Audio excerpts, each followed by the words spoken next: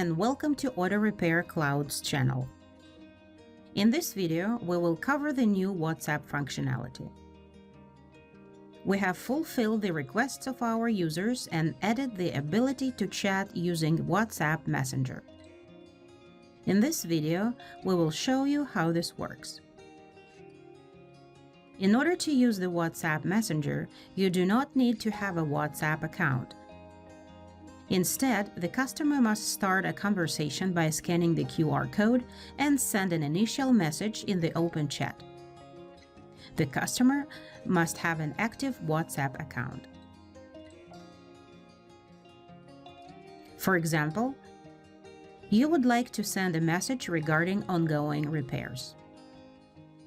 In order to initiate a session, you need to send a PDF file with a QR code to the customer by mail, or print this file or post it at your front desk or a wall in your waiting area so that your clients can scan it. The customer scans the QR code. After scanning the QR code, your shop will be added as a contact. The customer must initiate the conversation with your shop by sending the first message.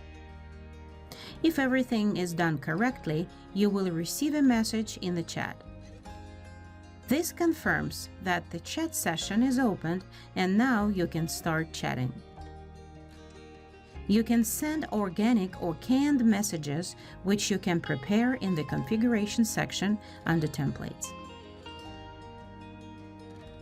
It is important to note that the chat session lasts only 24 hours from the moment of the last message from the customer.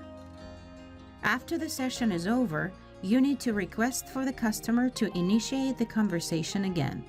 The customer needs to scan the QR code again and send the first message. It is also important to note that if you did not create a new repair order, then all messages from the customer will be sent to the chat in the old repair order. Thank you for watching our client web portal review. If you think this video is useful, please click the like button and subscribe to see our videos and stay updated.